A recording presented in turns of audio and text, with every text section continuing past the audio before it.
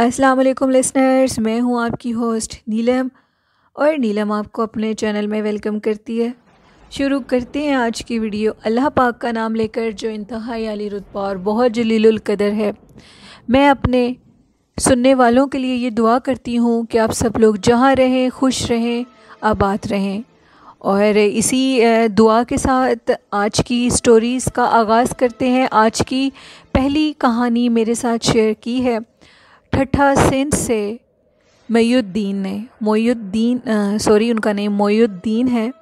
मोयुद्दीन बताते हैं कि जो वाक़या उनके साथ पेश आया है वो नहायत खौफनाक वाक़या है और वो सैयद ख़ानदान से बिलोंग करते हैं। वो कहते हैं कि ये बिल्कुल सच्चा वाक़या है और ये 2020 की 6 दिसंबर की रात को उनके साथ ये वाक़या पेश आया है। वो कहते हैं कि मैं मकली कब्रिस्तान वाले रोड से अपने दोस्तों के साथ कहीं गया हुआ था। मैंने अपने दोस्तों को ड्रॉप किया और वो जो रोड है मकली कब्रिस्तान का, ये उस रोड का और उस कब्रिस्तान का वाक़या है। और ये वाक़या इतना खौफनाक, इतना वहशतनाक है कि एक दफ़ा मैं इस वाक़े के बारे में सोचता हूँ तो मेरी रूह कांप जाती है। मैं अपने दोस्तों को ड्रॉप करके, टाइम रात के 12:30-1 के दरमियान था। उन सब ने मुझे बहुत रोका कि तुम इस टाइम पे घर मत जाओ वापस, अभी हालात ठीक नहीं है, मौसम ठीक नहीं है और ठंड होने की बायस तुम सुबह चले जाना। मोयुद्दीन कहते हैं कि मैं बिल्कुल भी वहाँ रुकने को मेरा मूड नहीं था। मेरा दिल था कि मैं अपने घर वापस जाऊँ। मैंने उनको ड्रॉप किया और अब मैं वापसी के लिए निकल पड़ा। जैसे ही मैं वहाँ से निकला हूँ, मैं जब उस मेन रोड पे जो कि मकली कब्रिस्तान को जो रोड जाता है, जहाँ से गुज़र के आप उधर अंदर मेन कब्रिस्तान में इंटर होते हैं। वैसे तो उसके कई हैं रास्ते, लेकिन वो जो मेन रास्ता है जहाँ से मकली कब्रिस्तान शुरू हो जाता है, ये उस रास्ते की जगह बात है। मुझे दूर से लाइट्स, गाड़ी की लाइट से मुझे एक औरत नज़र आई। मेरी गाड़ी जो थी वो अब रुक नहीं रही थी। यूँ लग रहा था कि जैसे मेरी गाड़ी बेकाबू हो गई है और बिल्कुल उस औरत को मेरी गाड़ी लग जाएगी और कुछ ना कुछ हो जाएगा। और गाड़ी की जो स्पीड थी वो एबनॉर्मली तेज़ हो चुकी थी। मैं बहुत हैरान, मैंने खैर दुरूद शरीफ बिस्मिल्लाह अल्लाह का नाम लिया और मैंने कहा या अल्लाह मुझ पर रहम करो, ये क्या हो रहा है मेरे साथ पहली दफ़ा। इसी तरह करते करते उस औरत के बिल्कुल करीब पहुंच के मेरी गाड़ी रुक गई। वो जो औरत थी उसने बताया कि मैं इधर ही रहती हूँ करीब में और आप तो बड़ी तेज़ी से गाड़ी चला रहे थे, खैरियत तो है। मैंने कहा कि मेरी जो गाड़ी है वो बिल्कुल बेकाबू हो चुकी थी, अल्लाह ने ही आपकी जान बचाई है, पता नहीं ये ऐसा क्या हुआ है। और मोयुद्दीन कहते हैं कि आज से पहले बिल्कुल मैंने इन कहानियों की तरफ कभी तवज्जो नहीं दी। कभी ऐसा हुआ नहीं है कि मैंने कभी सुना हो कि मकली कब्रिस्तान में जन्नात हैं या कुछ ऐसा है। लोग बातें करते हैं, बिल्कुल ऐसी चीज़ें होती हैं, लेकिन आज से पहले जो वाक़या उनके साथ पेश आया, उससे पहले मैंने कभी भी इस चीज़ के बारे में ध्यान नहीं दिया। मोयुद्दीन कहते हैं कि मैंने उस औरत को कहा कि आप क्यों रोड के दरमियान में खड़ी हैं। उस टाइम पे वो ठंड की शदीद रात थी, बहुत कम गाड़ियाँ थी उस रोड पे। उसने कहा कि मुझे ना, इधर मैं रहती हूँ करीब में ही और आपको मेरे साथ चलना होगा। मैं देख रही थी कोई अल्लाह वाला आता है और मैं उसको अपने साथ लेकर जाती हूँ। मेरा बच्चा इधर लेटा हुआ है अंदर करके, वो उसको दूध चाहिए, लेकिन मैं उसको अकेले जाकर दूध नहीं लेकर दे सकती। आप मेरे साथ शॉप पे चलें, पहले मुझे दूध लेकर दें और फिर आप मुझे उधर उस मेरे बच्चे के पास छोड़ आएं। वो बड़े हैरान हुए। उन्होंने कहा कि मोयुद्दीन ने कि ये क्या चक्कर है कि इतनी रात को तुम रोड पे खड़ी हो, तब इसे डर नहीं लग रहा, तो कहीं शॉप इधर दूर दूर तक कोई नहीं है, मैं इसको कहाँ से लेकर दूंगा दूध। उन्होंने कहा कि मैं तुम्हें पैसे दे देता हूँ, तुम खुद दूध ले लेना। उस औरत ने कहा ठीक है, तुम मुझे पैसे दे दो, लेकिन ये है कि तुम मुझे अब वापस कब्रिस्तान, उधर वो जगह है जो करीब में बनी है, मैं उधर रहती हूँ, उधर मेरी रिहाइश है, तुम मुझे उधर छोड़ आओ। पहले तो मैं हैरान हुआ, कब्रिस्तान में किसी की रिहाइश कैसे हो सकती है। मैंने उसको कहा कि कब्रिस्तान में कोई कैसे रह सकता है। वो कहते हैं कि उसने कहा कि हमें गवर्नमेंट की तरफ से वो वहाँ जगह मिली हुई है और उन्होंने हमें बाकायदा वहाँ रूम बना कर दिया है और हम, मेरे जो खाविंद हैं वो सारी रात उधर ड्यूटी करते हैं। आज वो कहीं गए हुए हैं, इसलिए मेरे पास पैसे नहीं हैं। तो आप मुझे प्लीज़ छोड़ आएँ, मैं कब से इधर खड़ी हूँ, मुझे रात हो गई है, मुझे वापस जाते डर लग रहा है। मोइनुद्दीन कहते हैं कि मैंने कहा ठीक है, अब ये औरत ज़ात है, मुझे बार बार कह रही है और मैं अब इसका क्या करूं। मैंने दुरूद शरीफ पढ़ा, अल्लाह को याद किया, मैं सैयद हूं और अल्हम्दुलिल्लाह मुझे अपने रब और उसके रसूल के अलावा दुनिया में किसी इंसान का डर नहीं है। मैं चला गया और जैसे ही मैं अब गया हूँ उधर, मैं क्या देखता हूँ, वो औरत चलती जा रही है, मुझे अपने पीछे वो लेकर जा रही है। उधर उन्होंने कहा कि वो औरत इवन मुझे वहाँ ले गई जहाँ पे एक बहुत बड़ा कदीम मकली कब्रिस्तान का कुआं है, जो कि जहाँ से बहुत पुराने दौर में मशहूर है कि लोग पानी भरा करते हैं। मुझे वो उस कुएं के पास लेके जा रही है और मैं उसको पूछ रहा हूँ तुम किधर जा रही हो, तो कहती कि ये जो कुआं है इसके करीब करके ही मेरा कमरा है और इधर ही मैं रहती हूँ। वो औरत अब आगे चलती जा रही है और मैं इस तरह बेसुध था कि जैसे कुछ चीज़ मुझे अपने साथ लेके जा रही है और मुझे जाना ही जाना है। मेरे कदम चल रहे थे बाकायदा। मैं आगे गया हूँ, वो औरत उस कुएं के पास एक दरवाज़ा लगा हुआ था, उस दरवाज़े के अंदर गई है और मैंने कहा ठीक है मैं वापस चला जाता हूँ, इसने मुझे बुलाया नहीं है, शायद यही इसकी जगह है, यहीं ये रहती होगी। इतना खौफनाक कब्रिस्तान में जैसे ही उधर से पलटा हूँ, मुझे अपने पीछे से अजीबोगरीब खौफनाक आवाज़ें शुरू हो गई। मेरी समझ में तब आया कि ये एक चुड़ैल यानी कि कोई छलावा चुड़ैल टाइप चीज़ थी जो मुझे अपने जाल में फंसा कर इधर लेकर आई है। वो कहते हैं मैंने ऊंचा ऊंचा दुरूद शरीफ पढ़ना शुरू कर दिया और आयतल कुर्सी का ऊंचा ऊंचा विर्द शुरू कर दिया कि शायद अगर कोई रोड से गुजर रहा हो तो मेरी आवाज़ें वाज़िया सुन लेता। अल्लाह अकबर के ऊंचे ऊंचे नारे लगाने शुरू कर दिए, क्योंकि वो वाज़िया एक चुड़ैल थी जो कि मुझे मिली थी उधर रोड पे। उसने मेरा रास्ता रोका। अब वो चीज़ मेरी जान के दर पे थी, मेरे पीछे से खौफनाक आवाज़ें थी। मैं वहाँ से भाग कर निकल रहा हूँ तो अचानक मुझे लगा मेरे आगे से कोई गुज़र के गया है। मैं थोड़ा और आगे आया हूँ तो मैं क्या देखता हूँ कि दरमियान में, उस जगह के दरमियान में एक चादर बिछाए कोई शख्स लेटा हुआ है। औरत है, मर्द है, आई डोंट नो, मैं उसे नहीं जानता, लेकिन लाइक जैसे इंसान होता है वैसे कोई चीज़ लेटी हुई है। मैं उसके करीब से उसके पैरों की तरफ से गुज़रने लगा हूँ तो उठ के उस चीज़ ने बाकायदा मेरा पाँव पकड़ा है, इतना ज़ोर से पकड़ा है कि मैं मुंह के बल नीचे गिरा हूँ और मुझे होश नहीं रह गई। मैंने अल्लाह अकबर का और दुरूद शरीफ और आयतल कुर्सी को नहीं छोड़ा। मैंने पीछे से पलट के देखा तो वो वही खौफनाक बदसूरत औरत थी जो कि मुझे अपने साथ लेकर आई थी, और उसकी शक्ल मैं आपको बयान नहीं कर सकता कैसी थी। वो इस तरह के लिबास में थी जैसे उसके लिबास के ऊपर किसी ने खून फेंका हो। इतना सुरख लिबास कि उसको देखकर खौफ आ रहा था। मैंने अपनी टांग को छुड़वाया और मैं भागता हुआ अपनी गाड़ी की तरफ गया। मेरे पीछे मुसलसल कोई भाग रहा था और इतनी शिद्दत से भाग रहा था कि जितनी शिद्दत से खौफ के मारे मैं भाग रहा था। जल्दी से मैं अपनी गाड़ी में बैठा। गाड़ी में बैठ के मैंने फ़ौरन अपनी गाड़ी को और शुक्र है अल्लाह का, उन्होंने ये भी बताया कि मैंने अपनी गाड़ी को बंद नहीं किया था। मेरी गाड़ी चल रही थी और मैं जल्दी से उसको छोड़ने के लिए गया, क्योंकि उसने मुझे ये बोला था कि मैं बिल्कुल इधर करीब ही रहती हूँ, कब्रिस्तान के शुरू में। वो कहते हैं मैंने जल्दी से गाड़ी को स्टार्ट तो थी, मैंने गाड़ी को रेस दी, मैंने गाड़ी चलाई और उसके बाद मैं वहाँ से निकला हूँ। मेरी हालत बुरी, मैं वापस अपने दोस्तों के पास गया क्योंकि मैं घर नहीं जा सकता था। मेरा घर जाना मेरे से हो ही नहीं रहा था। मैंने न जाने गाड़ी कैसे चलाई है। लोग ये वाक़या सुन के शायद ये कहते होंगे कि ये वाक़या ख़ुद बनाया है, लेकिन बिल्कुल नहीं। मोइनुद्दीन कहते हैं मेरे साथ मकली कब्रिस्तान में ये वाक़या पेश आया है और 2026 दिसंबर की रात को ये वाक़या मेरे साथ पेश आया।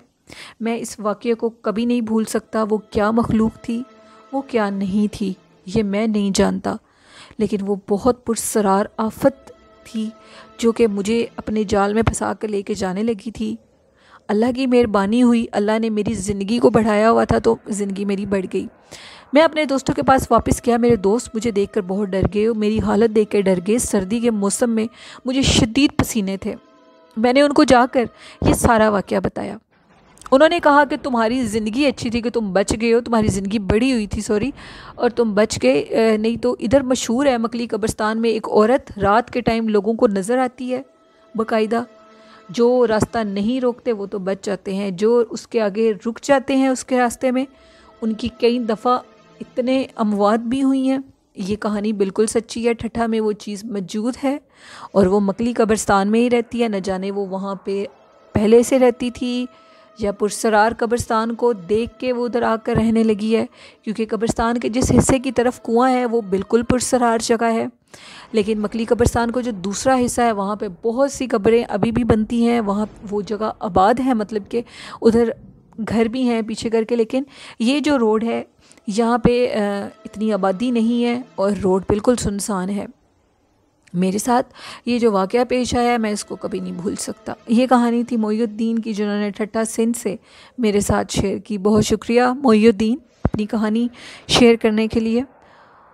और लिसनर्स, ऐसी बहुत सी कहानियाँ मेरे पास पहले भी आ चुकी हैं मकली कब्रिस्तान की, कराची सिंध से, ठट्ठा से। उधर ऐसी चीज़ें मौजूद होती हैं और ऐसी चीज़ों के वजूद से हम इनकार नहीं कर सकते। चुड़ैल भी एक जिन्नी फॉर्म में होती है, यानी कि जिन की ही जैसे हम लोग मर्द और औरत होते हैं, इसी तरह वो जिन और जिन्नी होते हैं, बिल्कुल उनको चुड़ैल बोला जाता है। लिसनर्स, बढ़ते हैं आज की दूसरी खौफनाक कहानी की तरफ। ये कहानी मेरे साथ शेयर की है सरगोदा से उम्मे कुलसूम ने। उम्मे कुलसूम कहती हैं कि मैं आपके साथ एक अजीब सा वाक़या शेयर करने लगी हूँ। मेरे रूम में अक्सर बैठे बैठे मिट्टी की स्मेल शुरू हो जाती थी। ऐसे लगता था कि जैसे मिट्टी का कोई अंधेरी वगैरह चलती है तो मिट्टी की गीली गीली मिट्टी की खुशबू आती है। ऐसी सी मेरे रूम में बैठे बैठे मिट्टी की खुशबू शुरू हो जाती थी, जो कि मुझे बहुत अच्छी लगती थी। जब मुझे मिट्टी की खुशबू आती थी मेरा दिल चाहता था कि मैं मिट्टी को खाऊं। मेरे साथ 2-3 माह से ये काम हो रहा था। मैंने बाकायदा मिट्टी खानी शुरू कर दी। मेरी हालत बहुत बुरी हो जाती थी और मैंने अपने हस्बैंड को ये बात बताई कि मुझे रूम में से स्मेल आती है, आपको नहीं आती? उन्होंने कहा कि मुझे तो नहीं आती मिट्टी की स्मेल। उन्होंने कहा कि ये तुम, मेरी हालत कहती हैं कि बहुत ख़राब हो गई, चेहरा वो कहती हैं उनका ख़राब हो गया, मिट्टी खाने से उनका बुरा हाल हो गया, खून ऐसे जैसे ना होने के बराबर है। मिट्टी की स्मेल मुझे मुसलसल आती थी। मुझे डॉक्टर्स के पास ले जाया गया। डॉक्टर्स जब मुझे चेक करते थे तो वो कहते थे कि आपकी HB बिल्कुल ठीक है, आप में बिल्कुल ब्लड की कमी नहीं है, तो फिर आप मिट्टी क्यों खा रही हैं? मैंने कहा कि मुझे मुसलसल मिट्टी की स्मेल आती है और ये स्मेल बहुत ज़्यादा मुझे तंग करती है। जब ये मसला डॉक्टर्स की समझ से बाहर हो गया तो फिर मेरे हस्बैंड मुझे एक अल्लाह वाले के पास लेकर गए। उन्होंने मुझे चेक किया और मुझे देखा और मुझे देखने के बाद कहा कि तुम पे किसी ने शदीद काला जादू करवाया है। जब तुम्हें मिट्टी की बदबू आती है, स्मेल सॉरी आती है, तो उस टाइम वो जिन, वो मोक्कल तुम्हारे ऊपर वो मिट्टी की खुशबू की तरह की कोई चीज़ फेंक रहे होते हैं ताकि तुम वो खाओ और तुम बीमार हो जाओ, और बीमार होने के बाद तुम्हें ख़त्म करने का, तुम्हें मारने का जादू डाला है। और उसके बाद वो कहती हैं कि उन अल्लाह वालों ने मुझे तावीज़ दिए, मेरा मुकम्मल इलाज हुआ। उन्होंने मुझे रूम में भी लगाने के लिए तावीज़ दिए, तावीज़ जलाने के लिए दिए। मैं अपने कमरे में वो तवीज़ चलाती थी तो वो खुशबू ख़त्म हो जाती थी।